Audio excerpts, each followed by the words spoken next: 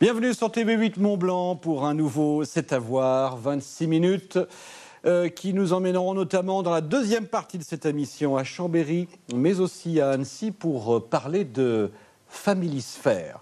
Ce n'est pas un film de science-fiction, je pense à Sphère notamment, que vous connaissez peut-être si vous êtes amateur du genre. Pas du tout, nous en parlerons avec le responsable, ou plutôt la responsable de Family, alors que je ne me trompe pas de nom, hein, de Family Sphère sur la Haute-Savoie, à Annecy, en tous les cas. Elisabeth, bonjour Elisabeth. Bonjour. Attention au micro. Bonjour. Merci d'être là. Et puis responsable sur la Savoie, Jean-Marc également. Bonjour Gilles. Un petit mot, en deux mots, justement, de Family Sphère. On parle de nounou, bien entendu. Tout à fait, pour garder les enfants au domicile des parents. Alors, vous nous direz tout à l'heure dans la deuxième partie de cette émission, comment ça marche, avec qui, sur quel secteur, etc., etc. On part à l'aventure d'abord pour commencer, Okay. Si vous le voulez bien, puisque l'invité de ce magazine C'est à voir pour la première partie, en tous les cas, c'est Luc Dupont. Alors, je ne sais pas si Luc Dupont, ça vous dit quelque chose. Bah, vous, oui, forcément, mais c'est un avis. Écoutez, mesdames et messieurs, nous avons un extraterrestre sur le plateau du magazine C'est à voir, et j'en suis très heureux. C'est un monsieur qui n'a pas la télé chez lui, déjà, qui n'a pas de montre au poignet, il n'a rien, et donc il est hors du temps. C'est une façon de parler, bien entendu. Et c'est un moniteur de ski l'hiver à Val Thorens, on salue Val Thorens au passage, et navigateur aussi, à bord du Roxane. Bonjour Luc. Bonjour. Je suis ton père. J'avais envie de le faire, j'y pensais depuis. J'y pensais depuis tout à l'heure. Navigateur, grenoblois au départ, hein, c'est ça Grenoblois, oui. Et passionné par la mer, par les océans depuis longtemps Longtemps, j'ai commencé sur les lacs, à côté de Grenoble, Monténard. Et puis, évidemment, à Annecy, j'ai tiré quelques bords quand j'étais gamin, ouais. Mais il y avait récemment un championnat de surprise sur le lac d'Annecy. Mais pour Roxane, ça va au-delà du surprise. Hein. C'est un petit mot sur ce bateau. Et puis on parlera évidemment de ce que vous avez fait, du périple aussi que vous allez essayer de boucler là, assez rapidement. Un petit mot sur le Roxane comme type de bateau. C'est quoi? On verra des images d'ailleurs pendant que vous parlez. Alors, c'est un bateau tout à fait classique, je vais dire. Un bateau de série en polyester. Que j'ai racheté d'occasion il y a quelques années, qui doit avoir maintenant 25 ou 26 ans. Et je l'ai bien préparé, des bonnes voiles, une bonne mécanique, et puis vogue la galère.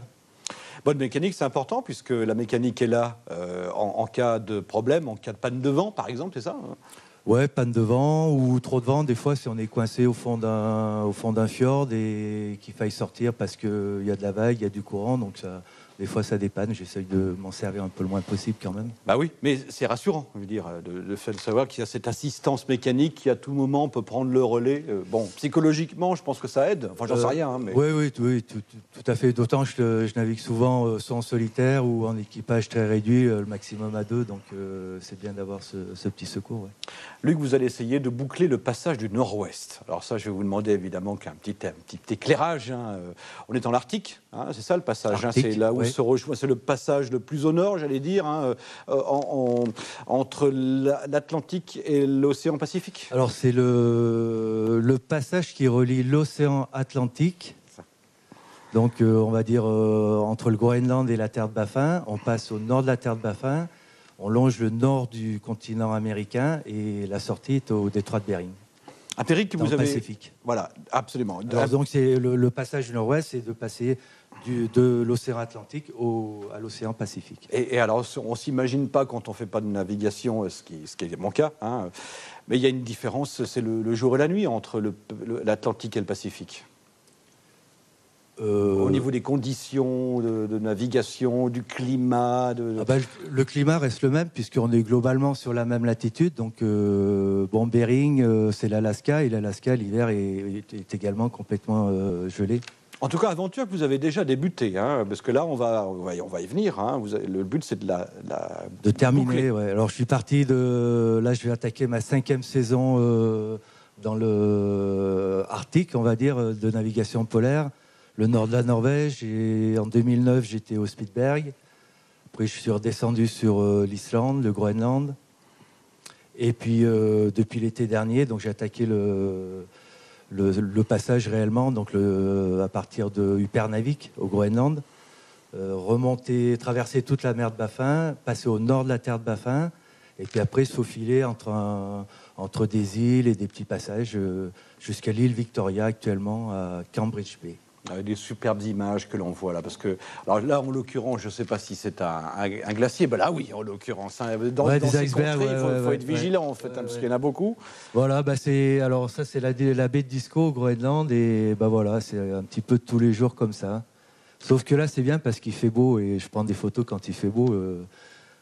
Souvent de brouillard, de la neige, ou c'est pas toujours comme ça. Hein. Mais là, avec tous ces icebergs qui flottent un petit peu partout d'une manière un peu anarchique, on ne peut pas se permettre de mettre le pilote ou la navigation automatique. Il faut être là sur le pont en permanence, sinon c'est la catastrophe. Le problème des pilotes automatiques, il est réglé parce que là, on est trop près du pôle nord magnétique et j'ai plus de compas du tout. Ça part, c'est tout en live, donc ça, je sais pas. Donc c'est tout à la main pour l'instant. C'est pour ça que sur cette première partie, je suis arrivé au Groenland en solitaire. Et pour le nord-ouest, pour le passage du nord-ouest, j'ai l'an dernier embarqué un équipier. Et là, vous embarquez quand à nouveau, Luc ? Alors, je décolle de Paris le 15 juin. Il y a un peu plus de 3 jours d'avion déjà pour rejoindre le bout du monde là-bas. Et normalement, la mise à l'eau est prévue fin juillet. C'est calé par rapport à la fonte de la mer qui est pour l'instant de toute façon gelée et qui ne dégèle que fin juillet. Toujours à bord du Roxane, qui est aussi le prénom de votre fille, entre parenthèses, c'est ça ? Oui, le deuxième prénom de ma fille. Deuxième prénom, hein. Ouais. Toujours à bord du Roxane. Alors pourquoi une telle aventure morcelée comme ça dans le temps ? Pourquoi pas vous ne l'avez pas tenté d'un seul coup ? Alors, le passage du nord-ouest d'un seul coup, ça se fait, beaucoup de gens l'ont fait, mais c'est un petit peu l'inconvénient de passer à côté de pas mal de choses, les communautés inuites, de se balader, d'aller voir un petit peu les ours polaires, les caribous, les muskox. Donc ça permet un petit peu de se balader. Et puis ce rythme est calé par rapport à mes saisons d'hiver. Ah oui, moniteur de ski à Balto. Balto. Donc je suis obligé d'aller faire un peu il de faut faire rentrer un petit peu d'argent dans les caisses quand même. Hein. Voilà, parce que vous n'avez pas trouvé la recette miracle pour gagner d'argent sans travailler. Non, peut-être que si c'est le cas, vous pouvez me noter là derrière. Peut-être qu'en sortant d'ici, il y a peut-être des gens qui voudront bien m'aider. Ça, ce sera avec plaisir parce que c'est vrai qu'en bateau, un bateau avance très très lentement. Mais ce qui perd plus de temps encore que le bateau, c'est travailler pour gagner de l'argent. Ceci étant, on peut trouver de bons samaritains ou en tous les cas des partenaires financiers. Je crois que c'est le cas pour poursuivre cette aventure. Hein. Oui, j'ai quelques sociétés qui me suivent, mais j'ai toujours un petit peu du mal quand même. Ouais. Pour l'instant, il en manque encore. Ben oui, parce que ça fait partie aussi du travail. Il y a la navigation, les découvertes, les rencontres. Hein. Et puis en amont, est-ce qu'on peut parler d'en amont quand on parle de navigation ? Je ne suis pas convaincu, mais en tout cas, avant tout cela, il faut réunir les fonds, il faut trouver des partenariats, des contacts. C'est pas simple, ça coûte cher ? Sans indiscrétion. L'argent, c'est relatif, mais pour moi, c'est 5 mois. 5 mois de navigation et 5 mois de travail, et quand je reviens, j'ai plus rien. Oui, évidemment. Donc l'argent étant relatif, c'est 5 mois de travail. C'est quoi votre quête, Luc ?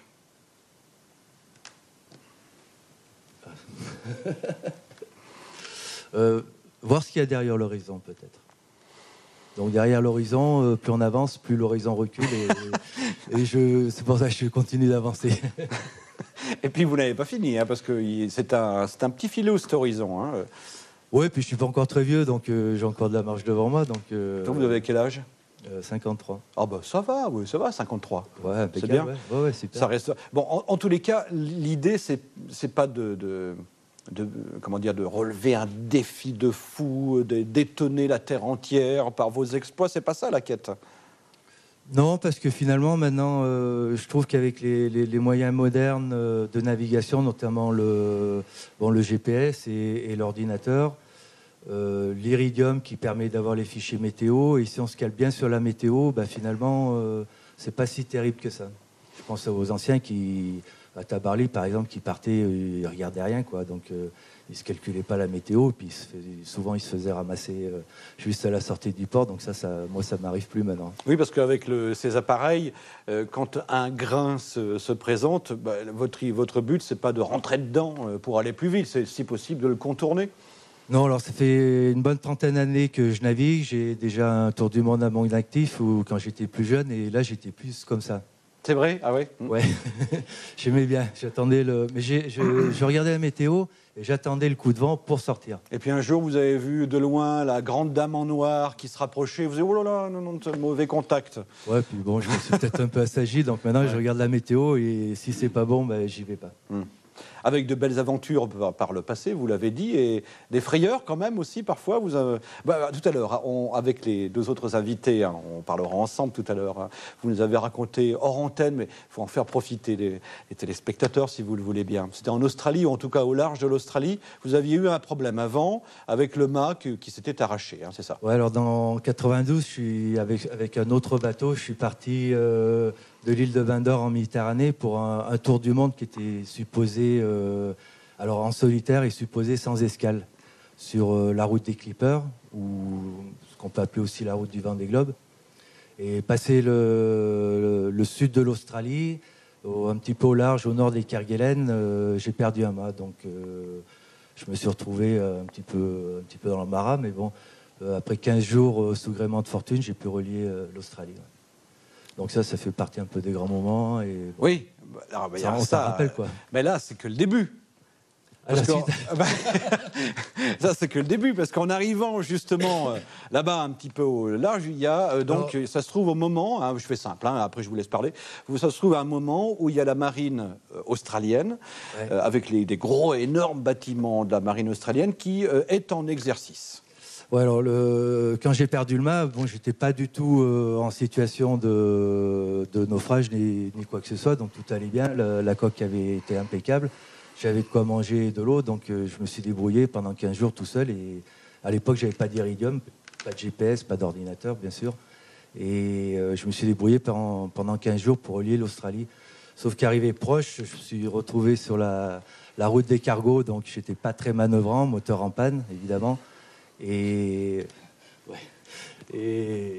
là, je me suis fait un petit peu raser par un ou deux cargos, donc avec une petite radio portable, j'ai envoyé un message, non pas de détresse, mais juste pour signaler ma position et que les cargos fassent attention et regardent un petit peu.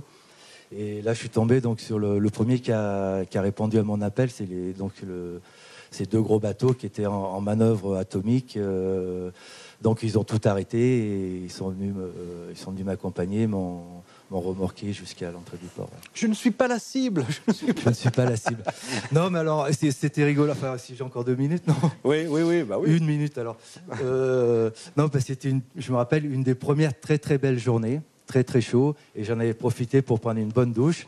Puis comme j'avais ramené quand même quelques petites boîtes sympathiques, genre un petit confit par exemple avec un petit magret pour suivre, et 1 heure après avoir fini mon repas et avoir pris la douche, je me suis fait repêcher par la marine australienne qui croyait que j'étais naufragé, la barbe comme ça, les cheveux comme ça, à moitié mort de faim, mort de soif, alors que bon, magret foie gras quoi.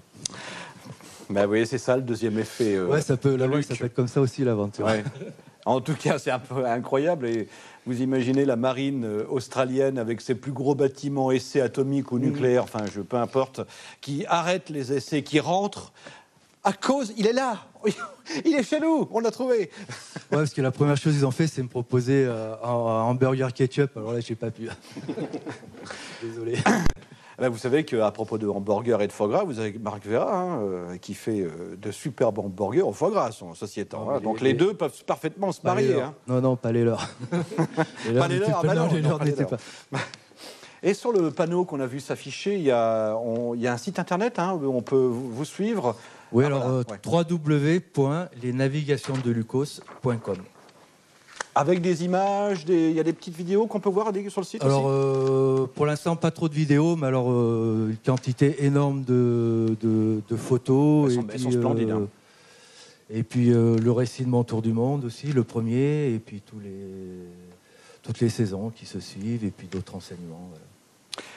C'est notre moniteur de ski de Valto, mesdames et messieurs, navigateur au long cours, qui part donc fin juillet, c'est ça? Alors, mise à l'eau prévue fin juillet, et départ dans la foulée, arrivée vers le 20 septembre à Bering. Ah, ça va être super. Ça va être grand, ça va être très grand. Mais on y croit, dur comme fer.